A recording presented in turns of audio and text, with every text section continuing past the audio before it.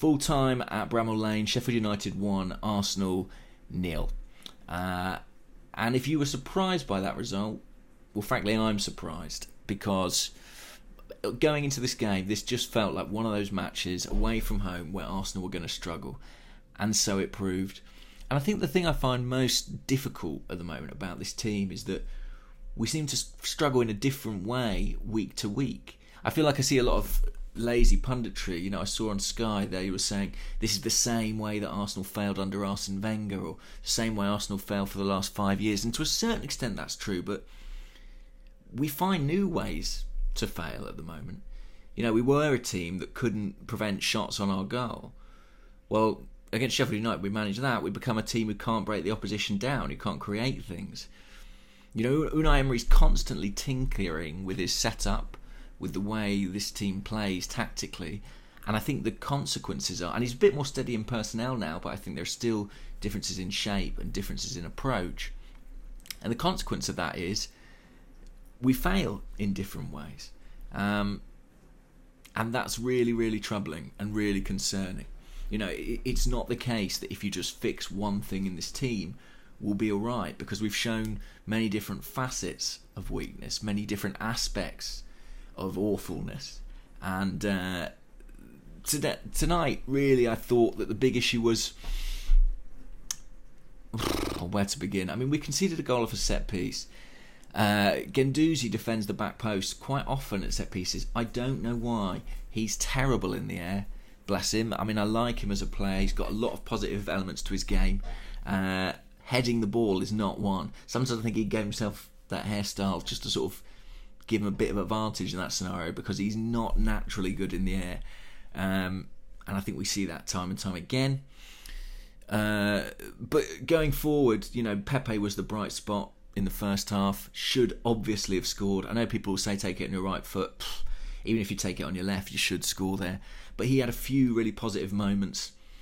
His set-piece delivery was not good, I have to say. Don't understand why he's on corners. I think almost anybody would be better. Xhaka would be better. Guendouzi may be better. I'd probably rather see Callum Chambers swinging in a corner than Pepe. I just don't think that's his forte at all. But I thought he had overall one of his more positive performances. But in the second half, with United ahead, we just didn't create anything. I think we had periods where we had sort of 90% possession in 10 minutes, and yet very few goal scoring chances available. And Emery made changes. I felt like the changes weren't right. He brought Pepe off. He ended up with Saka playing as number 10, or Aubameyang out wide. Things that really didn't make any sense. I even thought the introduction of Sabas at half time was questionable, although I thought he did all right in the end. But anyway, we had so much attacking talent on the end. Lacazette, Aubameyang, Saka, Martinelli. And when you've got those players out there on the pitch, you think, well, look, we've got 86% of possession, or whatever it is. We're bound to create a chance eventually. It might be just one chance, but you'll get that one chance. We didn't even get that. And people who watch these videos regularly will know I'm not the biggest advocate for Mesut Ozil. I think that his relationship with the club is in a difficult place, and I think it would probably be better for all parties if he moved on. But setting all that aside, it is impossible to argue with people who say, well, could not he have helped in that scenario? There is no reasonable comeback to that when we play like we did tonight, when we have so much possession and yet do nothing with it. And to be honest, I mean, I don't think Ozil's been great in the last 2 years, but the fact that I'm saying he might have made things better, I think tells you quite how bad we were with the ball. We were terrible at Vicarage Road without the ball. We were terrible here with it. Sometimes it feels like Emery, he just can't find any sense of balance. When he sets up a little bit more coherently defensively, we lose everything going forward. He cannot seem to fine-tune and calibrate those two things. And as you know, I've been, if not an advocate for him, someone who has suggested giving him more time. But we are working our way through that time, and there aren't really clear signs of progress. And at a certain point you have to go, well, you give someone the rope to hang themselves with. At a certain point, you reach a conclusion. I mean, this was very, very concerning. And I suppose when I say we have different problems in every game, the common thread is the coach. And I take, no real pleasure in saying it, but it does feel like he cannot make this work at the moment. And I worry. I do think that we have to bear in mind certain other things. Like I think people don't realise quite how far we have fallen as a club and quite where this team is. I saw people tonight sort of saying we should be rolling Sheffield United over, and I think, did you see Liverpool play against Sheffield United? Do you know anything about Sheffield United? They are not an easy team to play. Their defence will do well this season, and it has done. They've not shipped many goals, and they are very solid in that respect. They're comfortable sitting back and defending. And I know we're Arsenal, but we are not that Arsenal anymore.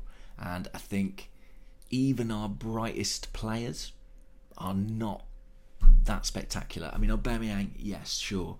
But if I think of someone like Guendouzi, who we've praised week in, week out, I think we do that justifiably because he plays with heart, he plays with courage. He's often one of our better performers. Do I think he's a Champions League quality central midfielder right now? Probably not. But yeah, I offer that as sort of a caveat to anyone expecting immediate change with a changing coach that will suddenly get so much better. I think we are further from the top than sometimes we acknowledge. We have a couple of elite players, but not much more than that. However, it is also true that this coach is not getting the most out of what he has at his disposal. And when you look at the situation with our rivals, the top four, Manchester United and Spurs in particular, I think failing to make the Champions League this season would be catastrophic, would be unforgivable.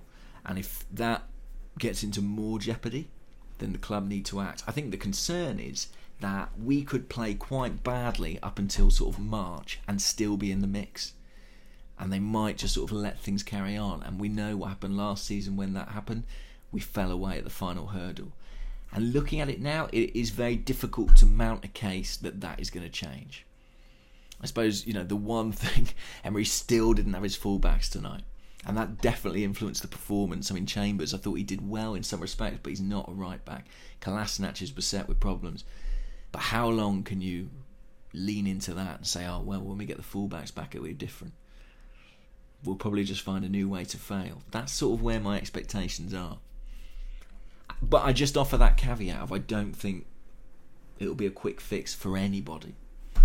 But would it be better? Very probably. Very probably. Right, I'll leave that there. Speak to you all soon. Ask Costa Extra tomorrow. Bye-bye.